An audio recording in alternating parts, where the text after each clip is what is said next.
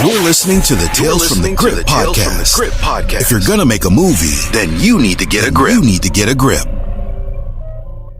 From beautiful Metro Atlanta in the WadeWorksStudios, this is Mr. Green and the host of the Tales from the Grip podcast, and my expert and guest with me today is acting coach Scott Oakley. Hello.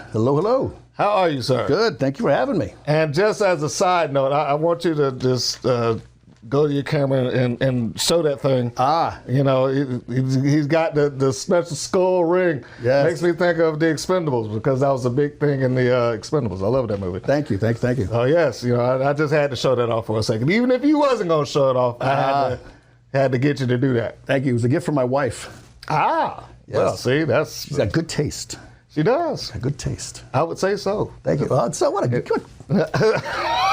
Shucks, we're starting out on the right foot, man. I would hope so. You know, is that the left or the right one? That's the left one. Okay. That's all right. Well, we'll go with that. So, I mean, we have to start with the obvious. An acting coach, how and why? Why an acting coach? Why? Yes. How'd you fall into the acting coach? You just got the urge to share your knowledge, impart your wisdom onto some young hopefuls out there, which is, you know, the general audience, by the way. Unexpected. It started in the American Academy of Dramatic Arts. Mm-hmm. I was asked by my professors to start to help some of my castmates. Okay. And I really got a kick out of helping tutor other peers. Mm. And I started doing it in the academy, and then I stopped doing it. And I just focused more on my acting. Mm. And it wasn't until I got back into Nick Conte's professional actor studio that I got back into teaching again. And it's kind of taken the place for me for actual acting as far as passion goes. Mm. I absolutely love facilitating. Well, I can imagine. I know that teaching is a calling. Yes. We're just, in every aspect of it. My mom was a teacher, not acting, but she was a teacher. So, and a lot of people that I grew up around were teachers. So when I say it's a calling, I can say that out of experience, having seen them come back from work. I would imagine it's a little less stressful because they're coming to you and they're wanting to do this, opposed to you just have to go to school. Yes. So, yes, it's different atmosphere, man. Different atmosphere. Yeah. So with that, less stress, but you're imparting your wisdom on the young hopefuls, and you're getting a range of people, from the guy that comes in and, hey, you know, they get it immediately, to somebody on the other end that's going to probably take a little bit more fine tuning and work out of you. I mean, so how does that feel for you when you are dealing with one end of the spectrum to the other? It's invigorating to watch people's journey, because everyone's so different. Some people catch on to it right away. It's just part of their makeup. And some people really struggle with it. But to see the aha moments with the actors, it makes it all worthwhile. Is it impressive to you to see somebody walk in the door and they're a prodigy? Yes. Yes, it's extremely impressive. And I've seen that numerous times. Does it ever get old? No. Never. ever. Every day is brand new. Every experience is brand new. It never gets old. It's a constant fire. When you're on the opposite side of that and you say you're looking for the aha moment, one of the things I noticed with some teachers that the aha moment comes from trying to fit the puzzle together, if that makes sense, because everybody's learning curve is a little different. And as the teacher, you're trying to find that thing that gets them to, the switch flips and what have you.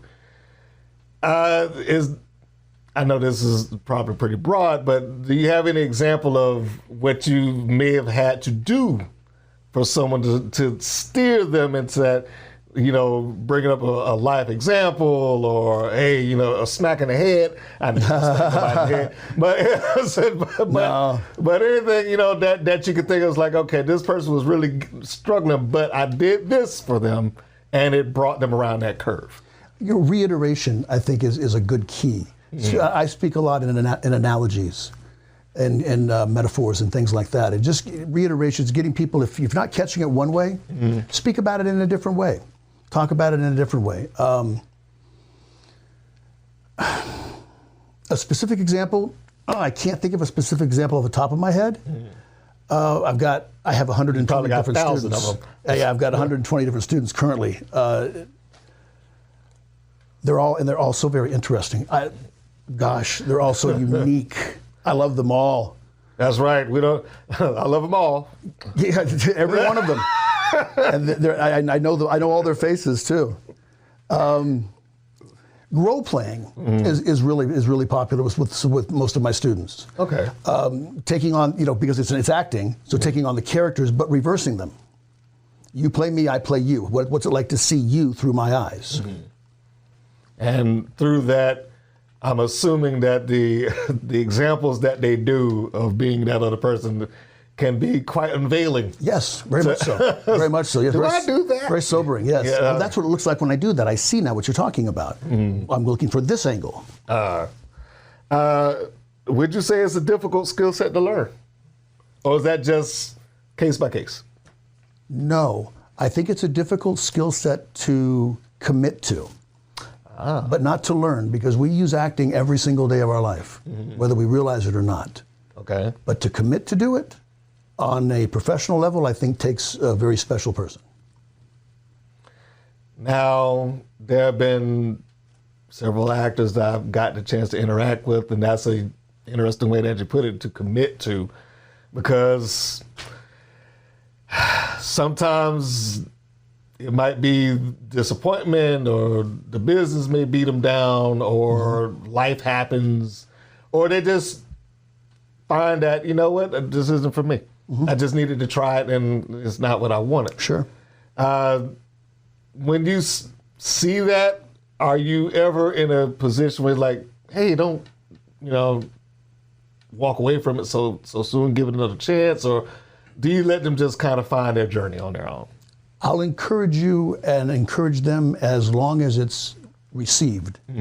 I'll never push you past a point, because that's not my job.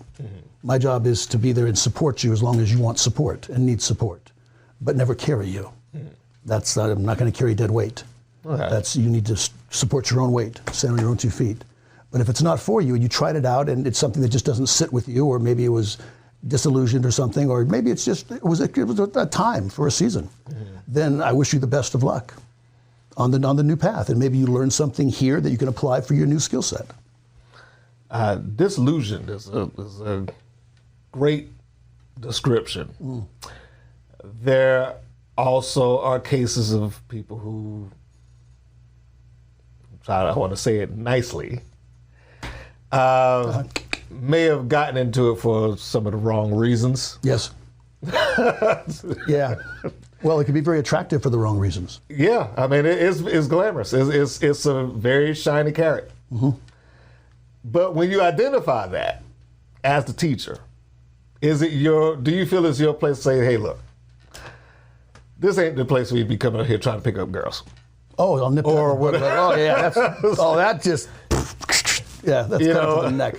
Because, and that's just an easy example. I'm sure there's other examples of people who, sure, disillusioned, maybe like, hey, I'll do this for a little while, and then the checks will start rolling in. Yeah. If I don't have $100,000 in 1 year, then I'm going to quit this bull and I'm out of it. Yeah. Yeah, that. So, if I'm not famous and on the Tyler Perry show in 6 months,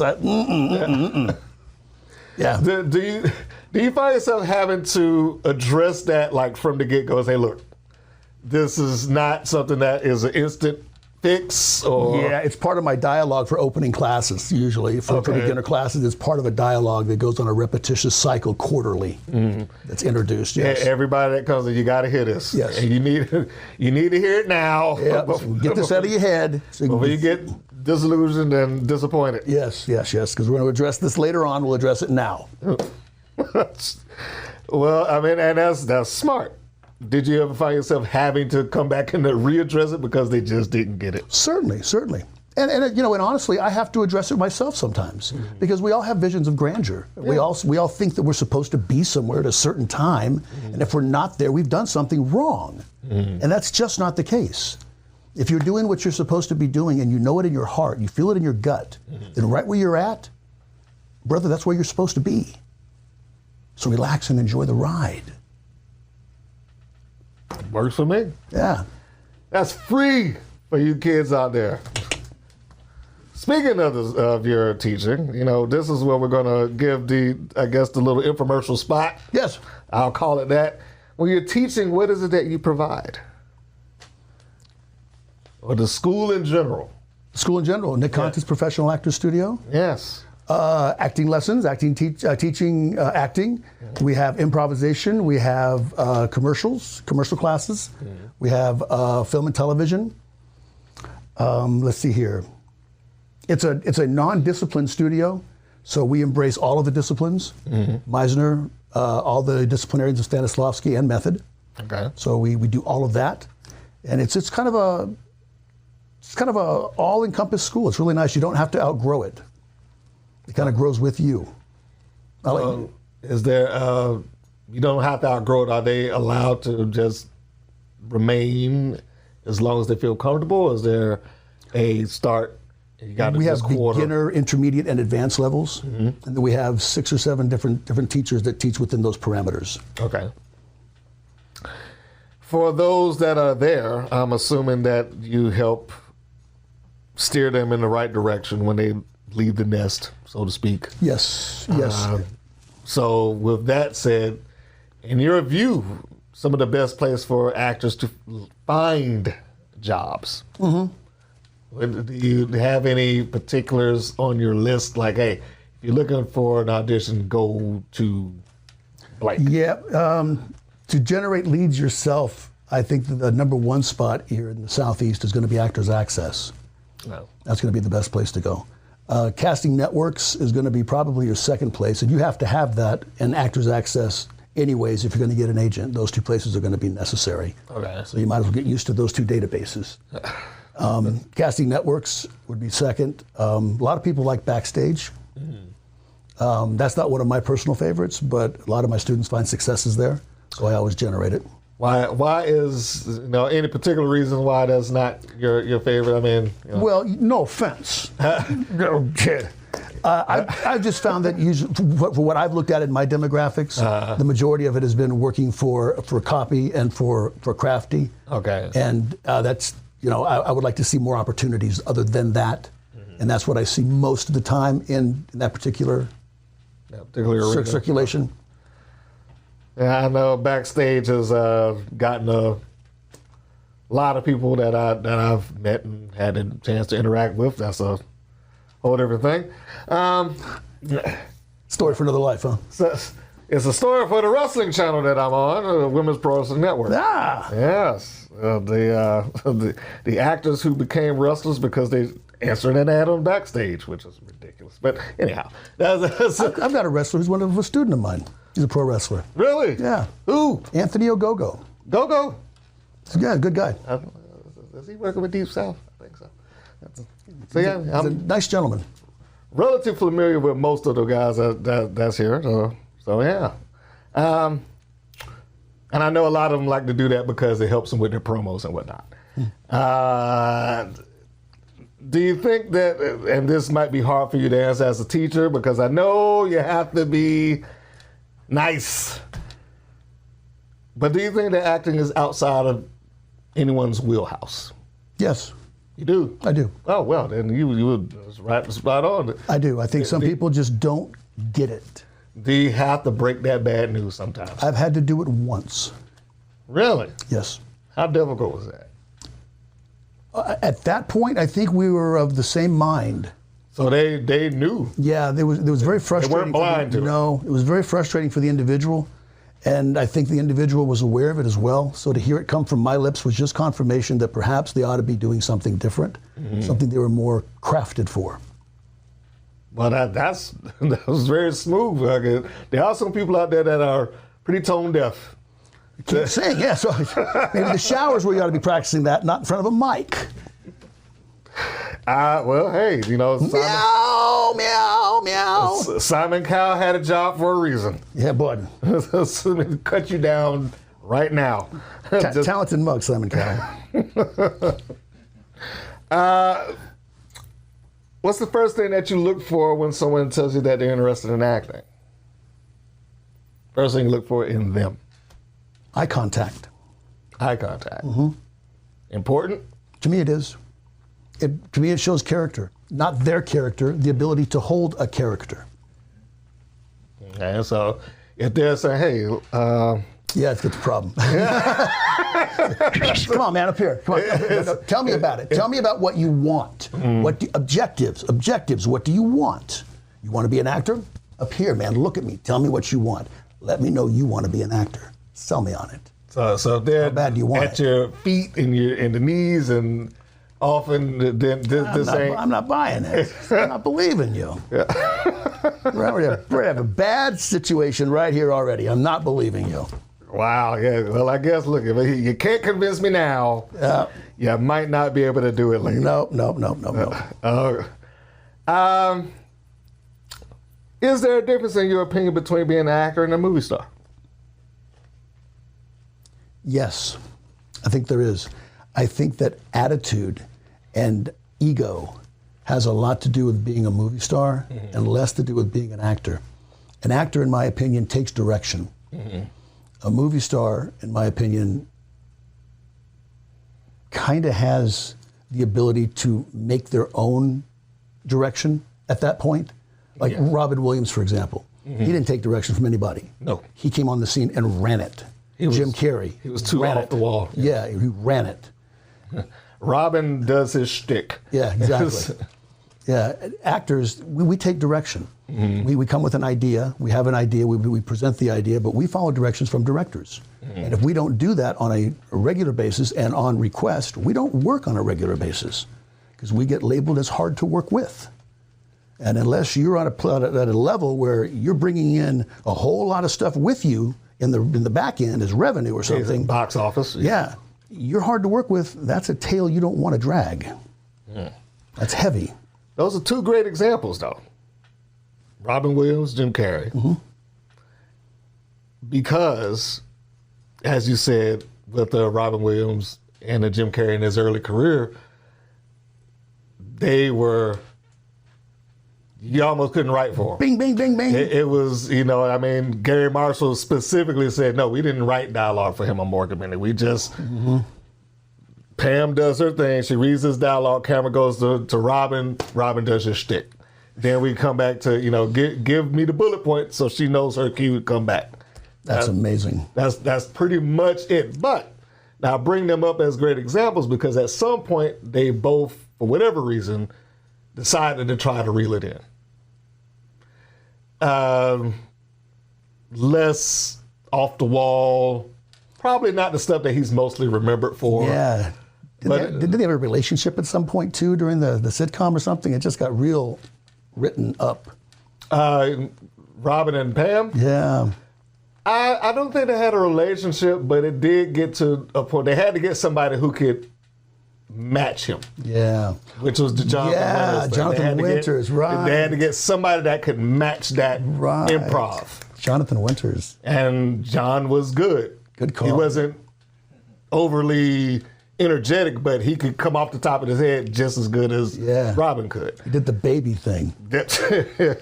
Yes, the man baby. Yes. But in the later half of Robin's career, you saw him do these roles that were less spontaneous, less improv. Same thing with Carrey, less of that. They both began to kind of bring it down.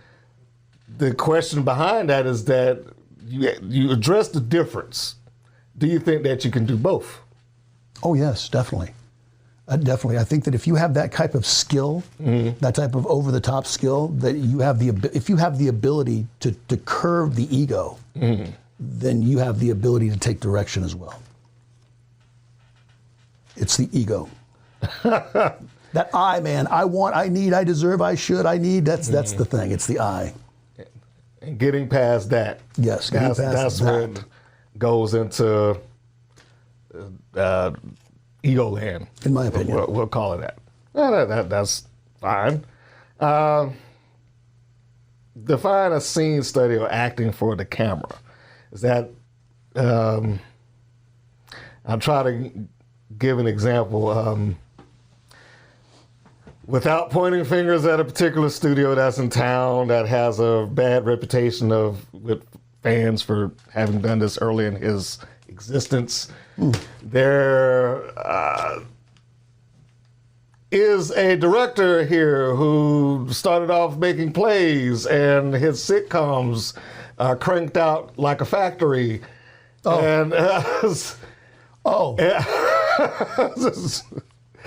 and one of the things that he got as an early criticism was some of the people that were cast were not used to the camera. They acted big, broad, much like you do with a play. Everybody's got to see me in a play, whereas camera, you don't really need to do that. Is that something that you have to, because I'm sure you've had some people who are dynamic and you, hey, tone it down, camera's right here. So how do you address we're working for the camera here? I advise them to work internally, from the inside out, not from the outside in. For example, being angry. Yes. Angry is a wonderful emotion to work with. Anger sells. But anger is not this. Not angry. It's not angry. Angry is here. Anger is in the eyes and in the brow. Anger is in the face. It's subtle. So don't try to show me anger. Don't wear anger like a jacket. Swallow the pill. Let it sit in your stomach. I tell my students all the time, let it come through your pores like alcohol. Like if you're drinking a drink, but you can tell someone's been drinking because you can smell it. Let it come through your pores. Let it sit in your stomach and settle. And then let it come out of you. That's anger. People go, what's the matter, man? Are you all right? Because they're sitting there watching you go. Not go like this, because they were like, you all right? You cold? You hot? You having you need something, a pill? But when you sit there and you're subtle and you're calm and you're quiet, that quiet kind of storm from the inside out. That's how I try to address that with my students, is working internally. Now, on the opposite side of that coin, they're going to the stage. Can't be mousy. So do you just give them that advice in the reverse, or how do you address that? Now they're not in front of the camera. Now you're in front of the audience. You're here, and hey, you can't clam up, and I need you to project. Yes. And see that guy way out there, that guy way out there, the very last person out there. He's got to hear you and see you. So you got to throw that, man. Let him hear you. Let him see how you feel about it. Toss it. Good advice, kids. And keep in mind, you're getting this for free right now. You're not gonna give you all of it for free, but hey, come on. And I'm sure your guy Agogo, he's got to know some of that because the rest of the world operated the same way. It does. And I tell you, he's quite very talented at putting it internally as well. Really? Yeah, he's quite the actor. Most of them are very broad. They're very, very play-like. That comes off wrong, but you get what I'm saying. They're very adept at doing it much like you would in a play. Yes. Because they are trained to. So big. Guy up here in the balcony needs to understand what I'm doing. So even if he can't see my face, my body language needs to express that I'm in pain. Yes. He has that aspect, but he has good range. So he's been able to. He's one that we talked about earlier. He's somebody that walked into your school with a little bit more aptitude, perhaps. Or did it have to just? No, he had aptitude. He had natural talent. Okay. Yeah, he's just been a joy to work with. Okay. Yeah. I'll have to go see if he's still working the rings. Yeah, he's still throwing them. I'm sure he's probably a joy inside that just because of there. I also understand that you teach arms arms. Combat. Yes, thank you. Yes, I do. I teach tactical combat. Proper ways to hold a weapon and so on and so forth. Yes, it's close quarter combat for film and television. So actors look like they know what they're doing when they're handling weapons. So it's tactical, and it looks proper, it feels proper. So film and television. And see, I get to watch these shows that in my real work I get to watch one of these shows multiple times, more than I probably would know. FBI Most Wanted, FBI International. I get a string of that every Tuesday, I think it comes on. Yep. So, yeah. And every single time you watch them hold a gun like this, you can tell them, no, that's not the way you hold a pistol. Well, I can't tell them that, but you can. I can tell them that, yes. That's why I said, to do it right. Where's the weapons wrangler on that set? Why did somebody not tell you that's not how you do that? No. Now, again, much like the acting, when you see somebody comes in and say, hey, we're teaching weapons training today, and they're like, all right, cool, and, Oh, jeez. I knew something. Oh, man.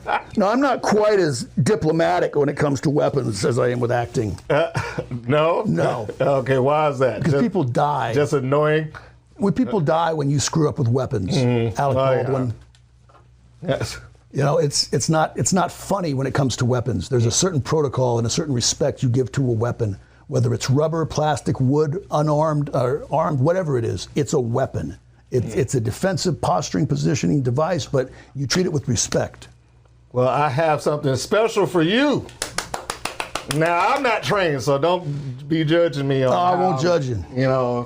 I have here. Hey. Now, keep in mind, kids, I made sure to pull out my multicolored prop because I didn't want anybody to confuse me for handling a real deal. So no airsofts today. So I'm going to hand this over to you. It's G. Wade and the pistol of many colors. That's right. That's what this is. Hey, that sounds like a good G. Wade and the pistol of many colors. The pistol of many colors. That's right. The 1911 of many colors. So now back to the spiel. Mm-hmm. You get some kids, they're coming in, they're excited, there's weapons training day, yahoo. Yep. Do they just walk over to the prop department and just start grabbing? And no. Okay, so the first thing you shut them down. It's like, no. Don't touch that. Don't touch it. Don't ever just touch it. Okay. You get smacked for that. Don't ever touch. Just start touching people's stuff. Okay, so first rule, don't just start touching. First rule. You ask if it's loaded. Has this weapon been checked? Mm-hmm. If they say no, then you ask, will you check the weapon? If they go, just give you any grief for it, say, do you mind if I check the weapon? Mm-hmm. So figure out how to check a weapon before you start playing with a weapon. Know how to clear it. Now those have rubber bullets in it, though. All right. So if you want to, I forget where the release is. Right. Oh, there we go. All right. So then I'm gonna let you do your thing. Rubber bullets. Yeah. See. So this weapon is clear. Mm-hmm. So that's the proper answer to that. Well, it might be. I don't know. You might have to. Okay, there you go. That's weapon is cleared.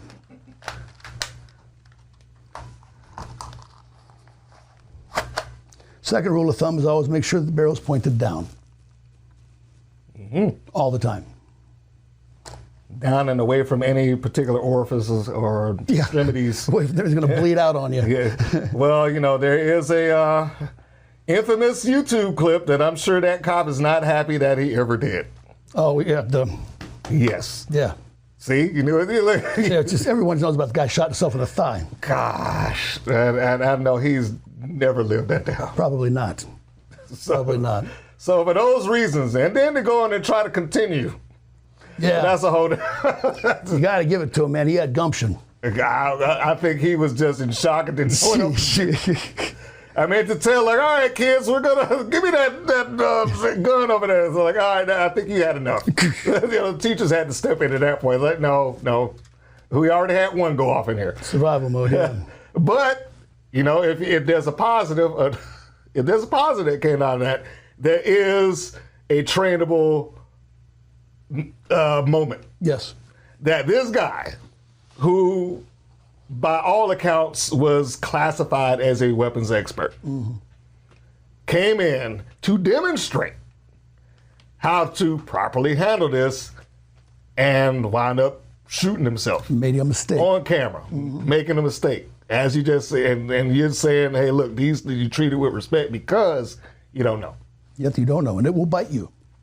So we've covered the first rule. You go off in the second, asking if it's loaded or not. If it's been checked, yep, if it's loaded. And it hasn't been checked. Now, following that, and again, now, you're doing this with props, correct?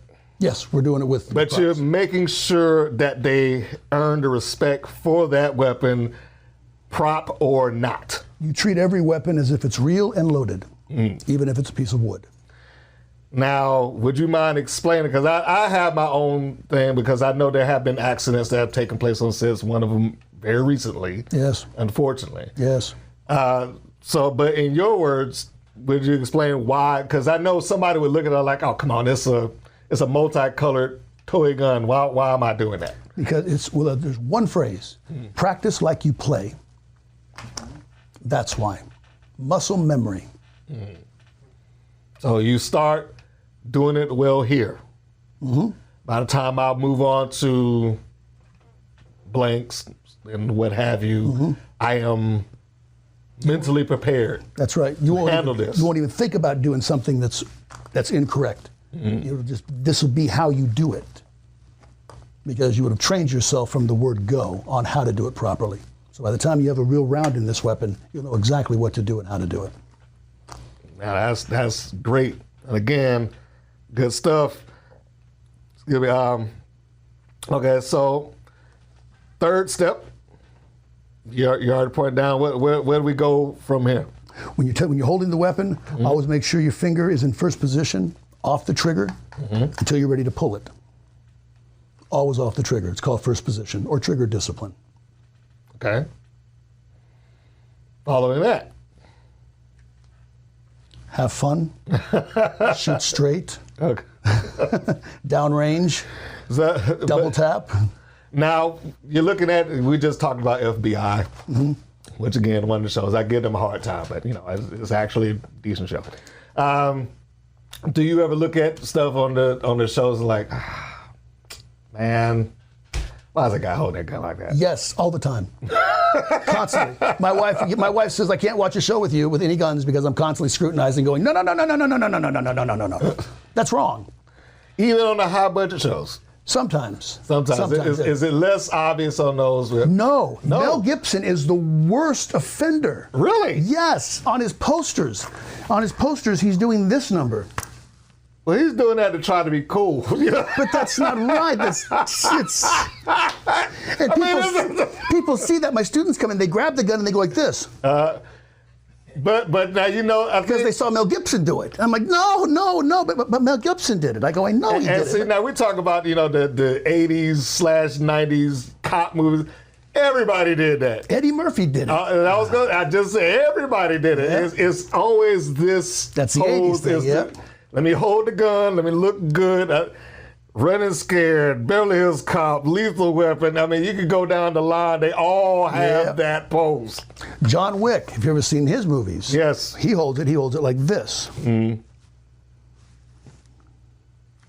fist in the fist, and the thumbs forward. That's how you should hold it. If you ever watch his movies, he holds it a different way. Mark Wahlberg is another good example. He holds it real well on his movies. Wahlberg and Keanu Reeves, they both hold it well. Yep, very good examples of how to hold a weapon. Mel Gibson's the worst, though. Even in the movie, or terrible just the offender. Just in the movies too. It just sucks. It's terrible. He's having a good time. I'll tell you, he's having a good time. Okay. But wrong. Now we talk about something where it's just guns galore, like The Expendables. Have you seen that? Stallone. I was so wrapped up in the movie, I didn't care. I just love that movie. You know what? Expendables is great. You know what? I'm gonna give I think that deserves a point right there. Thank you. I just didn't care. Before we can even get to random questions, that deserves a point right there. I mean, come on. They're all gonna die, so just let them shoot the gun. They're not gonna hit anything. It's just let them shoot the gun. Shoot the gun. Have a good time with you. Here, it's loaded. Don't do that. You want to teach discipline. Now that discipline. That's right. I forgot. That's how you shoot yourself in the thigh. That's how you do that. Yeah, that was an exception to the rule. It was go watch The Expendables. But outside of that franchise, there should be some discipline. You just mentioned two actors at least that have done it well. Yes. Wahlberg and Keanu Reeves. There's also movies that I guess would show you, even in parody, the incorrect way, and I guess you can learn it in there. And I say this because you brought up Wahlberg. The movie The Other Guys. Oh, yeah. I forget what they called it when they convinced Will Ferrell's character to discharge his weapon in the office. I can't remember that either, but I remember the scene. You know, it's because they just screwing around with him. Like, come on. Yeah. No, you didn't pop your weapon. Oh yeah, I just did it today. That type of thing. So I'm going to assume that you're going to make sure your kids know not to do anything idiotic like that. You're not firing this thing in this room just for the sake of doing it. Yeah, and another misconception is when you take the weapon and you point it up and you shoot it, that the round just disappears somewhere in the atmosphere. Yes, that is a horrible misconception. Yeah, no, it doesn't. They do come down. It does. It comes back down, and it travels, and it's got to detonate somewhere, and that's very dangerous. Yeah. So if you're going to do that, aim at the ground, detonate it into the dirt instead of just popping off in the sky. Yeah, that's no bueno. Yes, that would be a common movie misconception. Yes. They just vanish. Yeah, they just vanish. So, yeah, that's not how this works. No. So yeah, see, we're learning stuff outside acting day, folks. You need proper gun safety. You know, even with that. Yes, especially with this, because this is where you learn it. This is what gives you the right to carry it. It's practicing with these. How long do they have to go through the training for? It's a 2-day course. Mm-hmm. It's a 16-hour course altogether. Oh, cool. So they go through the ringer. Yes, sir. I'll learn that. It's a full curriculum. Are they able to re-up, or is there another level beyond that person? Or? No, it's a one-time thing. Past that, it's just muscle memory. Can they do it again if they want to? Certainly. We'd love to have you back and just, reapply, and we go through it again. Okay. Yeah. And how many different weapons are there? Because, I have that handgun, but, I mean, I'm assuming that you have... We have Glocks, we have 1911s, we have ARs, we have AKs, we have Mossberg sawed-off shotguns, and we have compact 9mm that we use.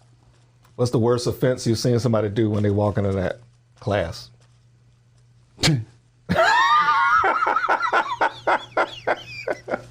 There's so many. Give me two. Give me. This is bad. Oh wow. Okay. This is nice. That and this. Gotcha. Oh. I see that all the time. Tag. Yeah. Want to play tag with it, or just go. This is the killer, man. Oh, I love this thing. Was this loaded? Is this loaded? Finger on the trigger, looking down the barrel. Wow. What is this? Yeah. Here, look down this lightsaber. Let's see. Make sure not to touch that button. Just touch the button. This one here? Yeah, okay. That's how Obi-Wan Kenobi bit it, Yeah, I know. So, yes, do not go into this training course goofing off, playing around, treating even the props incorrectly, and don't go in there playing tag and all that good stuff, because apparently that's just... No bueno. No bueno. We'll teach you how to do it properly, though. Nobody came in holding it sideways? No, but you can do that. What? Why? Absolutely. That? Like that? Yeah. Absolutely. As a matter of fact, there's nothing wrong with this. It kind of relaxes the wrist a little bit. It puts this finger on top. Okay. And you can use this finger for acquisition. Ah. So where's this pointing? Right down the barrel. What comes out of the barrel? The round. Okay. Well, look at that. All you thugs and gangsters out there. See that? You thought it was just for thugs and gangsters. No, sir. That's right. It's for your everyday folks, too. You learn something new. You everyday folks. No, that's right. Maybe not every day. For all you concealed carry folks. Well, we got a lot of those. Yeah, it's in Georgia. Yes, sir. Now we do. Yes. This is a question about just the industry. Yes. So just give me certain movies, comedies, superhero flicks, romantic things are generally not regarded by some critics as real cinema. And sometimes the actors that are in it get somewhat unfairly devalued, I guess, if we want to call it that. Is that a fair assessment of their talent? No, and I think it's a very unfair assessment because I think most of these actors have to work against green screens. And I don't know if you've ever been against a green screen and had to do your job, but having to focus on a tennis ball or a golf ball hanging from the ceiling, looking at it and going, I love you. Yeah. And have to have it answer you back. Yes. That's some when tough I have stuff. no idea what this thing is or what it's going to look like. What it's going to look like. Where its eye line is. Not a clue. And they don't tell you anything. They just give you a script and just go, okay, go. That's some tough stuff. It is. Which is why I used to, there was a point in time, I think Nicolas Cage's career as far as people accepting him, he went from being like so-so to beloved to horribly made fun of to now he's back to some level of respect. Yeah, I think he's more interesting than respected. I don't know if he's respected. Nicolas Cage? Well, I guess out of some people, I don't know. I guess it depends on who you ask, because he did get like that. For them to make this movie just centered around him. No. Who made that movie? I know he was involved with that somehow. No. He had to have been. No. To make a movie about Nick Cage and Nick Cage wasn't involved? No. I'm baffled. I know it's mind-boggling. Let it happen. But I need a drink. There's my drink. But there was a point preceding that where he got all the memes. And then, they're showing his, scenes out of him with, he thought he was turned into a vampire. I can't think of the name of the movie. Right? Bitten. Vampire, was it Bitten? Once Bitten or? No, that was Carrie. Oh, that was, Yes. Once Bitten. I think it was Vampire's Kiss. Yes, Vampire's Kiss. Nice one. Nice one. I think that's right, yes. And The Wicker Man. The Wicker Man got a lot of it. I didn't mind that movie so much. The ending was a little bit turned off. I didn't mind it, but I thought it was a ridiculous thing for people to say, well, he acts terrible. Look at the scene with him and the bees. I was like, that dude is bees. Yeah, it's not a Shakespearean moment. I was like, no, he's being lit on fire with a bunch of bees. What are you gonna? He's burning up. What are you gonna do? How is he supposed to?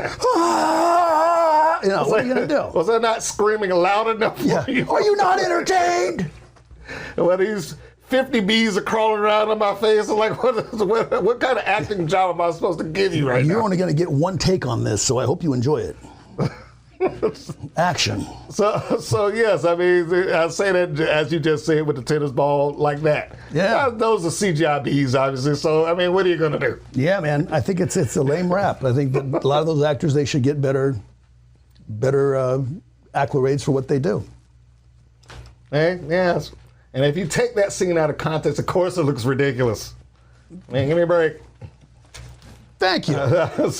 I mean, I'm not I'm not gonna say William Shatner is the greatest actor in the world, but Jesus Christ, if he's gonna sit there and act like he's getting shot or possessed by a woman, there ain't no acting school that prepares you for that. There is no acting school that prepares you for William Shatner. Well, that too. But there's nothing that prepares you for William Shatner. Amen, brother. It's William Shatner. It's William Shatner. That's right. Good stuff. I have to, I got to give it up to him. Man. Yes, sir. He's an icon. He's freaking Captain Kirk. That's Come right. on. Doesn't get any better than that. Have you ever seen a successful actor who isn't formally trained? That you're aware of? No, not totally. No? Not totally, no. I don't know anybody that has achieved a certain level of success that hasn't been touched somewhere professionally. Some sort of aspect of professional training. So even the ones that have migrated from being a model, such as a Halle Berry, or... No, they've all had coaches. Everyone that I'm aware of. I don't know of anybody that hasn't at least had a coach of some sort. Okay, yeah. So then they're not going to anybody's school necessarily, but they now can afford a coach. Yes, somebody of some sort that has professional training has said, "I'll help you with that. That wasn't what you were looking for. Let me give you another suggestion, another way of looking at it." So there's always the need for that. There's always a learning curve that goes on, even when you get to that point.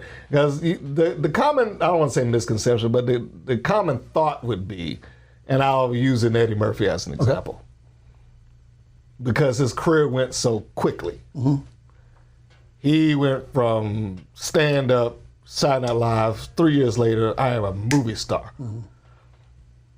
To the average eye, they would say, well, there was no time for him to do any acting. He just went right from that to being on TV. Mm-hmm. And then from TV to doing movies. But, again, like you just said, at some point, there's somebody that comes around and, hey, look, let me help you out with this, because, yeah, you're funny, but... Yeah, you're funny, but you've got 30 pages you've got to learn the next day. Mm-hmm. So, you guys got a 15-page rewrite, or you just got this, or you got that, or you're looking at this character all wrong, man. Mm-hmm. You're looking at everything funny, ha-ha. This isn't a funny, ha-ha moment. This is a sad moment. Play the opposite, man. Try that. Mm-hmm. Somebody looked at him and helped him with that. You always need fresh eyes. Always need fresh eyes. I still study with Nick. Mm-hmm. Every week I go to the advanced class. Every Wednesday night I still study with him. You always need fresh eyes on you. Well, yeah, that does make sense. I mean, especially, like I said, with Carey and Williams, mm-hmm. at some point, they all kind of crave to expand beyond that. Absolutely. You stagnate if you don't. I don't want to be I can make you laugh. I know I can make you laugh, but I don't want to be that forever. I want to do, something more broad and dramatic and this, that, and the other. And you've seen that in their careers. Yeah, even if it's not taken well. Oh, yeah. Yeah. But I respect the guts. Yeah, I do too. Now, I don't know if all of them have it at the right point in their life, mm-hmm. or is delivered the right way from marketing, mm-hmm. But that's out of their control. Yes. I mean, I remember that there's a movie with Kristen Wiig and Will Ferrell, and they advertised it on TV, and I sat there watching that commercial waiting for the punchline. It was a serious movie, and I just did not know it. Ooh. But because my friends like, Kristen Wiig and Will Ferrell, this is going to be hilarious. And it was like the equivalent of some Lifetime. I mean, it wasn't that, but it was something dramatic along those lines. Alcoholism and beating his wife, and I'm just... You're like, come on. Yeah. Come on. Yeah, exactly. I say, where's the parody? I know it's coming, and then it's like, coming soon. I was like, huh? Hey, what happened? What a downer. Yeah. Honey, guess what? This movie sucks. Yeah. This isn't funny. Yeah, there you go. So you're about the Family Guy joke. It's Tom Hanks. This guy's hilarious. I have AIDS. Whoa, no. Wait a minute, no. But it was a great movie. I mean, and you see the talent. You're right. The guts is what I really applaud. Mm-hmm. The guts to do it. To transition out of this into a realm of uncertainty. Yes. Because you could go your career and coast if you chose to. Sure. Be comfortable in the uncomfortable.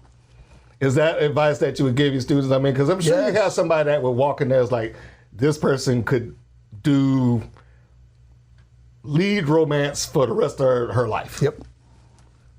Or play that character forever. Just do that and do that until someone sees you, and you'll do that the rest of your life. I guarantee it. Mm-hmm. But you could broaden that and show me range and do something a lot different. How important is it to establish that within the first couple of movies that you do, or first couple of projects, let's not say movies, but first couple of projects that you do? To rather than be that person over and over and over, or some variation of. How important is it that you step out and like, okay, I should maybe do something else before I get stuck here? I don't think you have to worry about being stuck for a while. If you're stuck, stuck, yes, I don't really feel that sorry for you right off the bat, because that means you're working. Mm-hmm. And you're working to the extent that you just can't seem to get any other work but this work. Mm-hmm. But you're working and you can't get any other work because you're so busy only working this work. Mm-hmm. Double-edged sword? Yeah, a little bit. But if you're doing only that kind of work and it's been so much that that's the only kind of work you're doing, I would suggest you look at your headshots too. Mm-hmm. Just to change the look, or? Well, how you're being marketed. You're marketing yourself. Your agent's marketing you if you have an agent, or a manager, whatever you are in your particular journey. But if you're marketing yourself, look at your headshot, because that's telling the world what kind of characters you're offering, especially in your dramatics. Yes. Commercials, not so much, because the commercial is the commercial. It says, hi, thanks for how you doing? But the dramatic, that says a lot of different characters. Okay. So if the dramatic is a little bit off, take a look at it and see if that's maybe what's pigeonholing you in these characters that you're playing. Well, speaking of that, do you believe that there's such a thing as being trapped by your success? Oh, yes. Absolutely. Absolutely. And that's I don't think the word trapped is the right word. I think complacent can be used there as well. Okay. Because you get complacent with the success, so you stop trying to broaden that range. Or do you think there's ever been a case of the world just has a hard time seeing me beyond this? I mean, sure, Screech from Saved by the Bell. Okay, there you go. Poor bastard. He couldn't read. Dustin Diamond. Yes, Dustin Diamond. He couldn't get a job past that. Because he was Screech. He was Screech. That was it. And at least that's what I understand. I could be mistaken. Well, I think there are a lot of shows and things where when you had that popular person, it gets hard for them. Screech, as you say, because he was the comic relief of that show. And that's what people know him as. You could say Leonard Nimoy might have had the same issue with Spock. Maybe. You could say a dynamic character like that.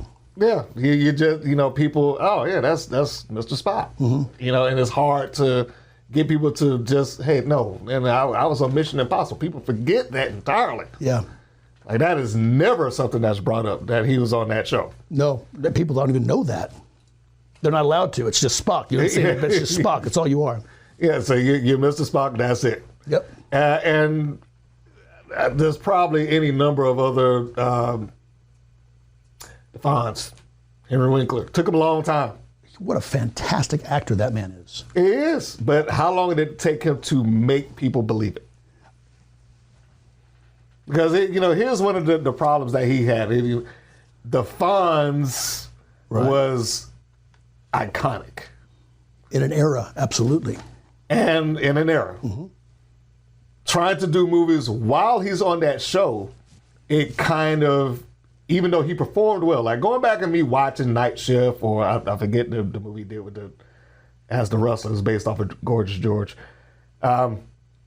He did about 3 movies, I think, before that show ended. None of which really fired off, because it was very difficult for, I think, most people to look at him, whereas somebody on the opposite end of that, like Travolta, for whatever reason, he was able to just move off, and it wasn't a problem at all. You're talking about a level of success, though, that is global. Yeah. I mean like a level of success for someone that's starting out in the market that's doing independence, that's worried about being table held on a level of independence as opposed to trying to get into a network solution. Yes. But on a global solution where you're like the Fonz or Flo, I don't know what she thinks she's going to do, but she's always going to be Flo. Maybe stand up, I don't know, maybe a singing career. But acting, I don't know. It's going to. You look at it, it's Flo. Yes. That's talking rough. About Kiss My Grits lady Flo, or no, we talk about progressive? Progressive Flo. Yeah. Okay. Well, so I got to make sure that I know which one we talking about. Mel, Kiss My Grits. Yeah. Not that Flo, the other Flo. Not that one. Progressive Flo. Yes, progressive Flo. Yeah. Breaking out of that one, that's going to be a tough nut to crack.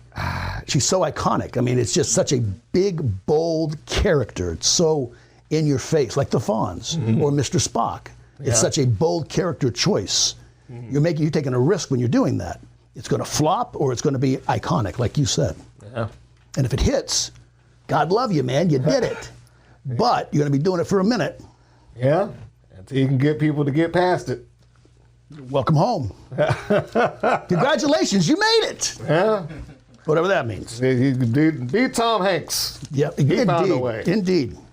Good example. So for myself and Mr. Oakley, well, you got to give your the connection, social media for you, your school, social media, all that good stuff. ProActorsStudio.com. That's 2 S's. ProActorsStudio.com. My Instagram is Scott F. Oakley, Oakley, and my Facebook is Scott Oakley. There we go. There you go. You can find me anywhere. I'm on the web. Public. It's terrifying. And you just got some free stuff out of him too. So, if you want the rest of that, you want more of that kind of teaching, you need to head on down to the school. Thank you. There we go. And hopefully we got some graphic or something floating around in here. I don't know. Maybe, Yeah, I think it might have zipped on by. Yeah. So for myself and Mr. Oakley and the beautiful WadeWorksStudios and the Tale from the Grip podcast, this has been Mr. Green. And remember, folks, if you are going to meet this man and learn to make yourself a movie, then you need to get a grip.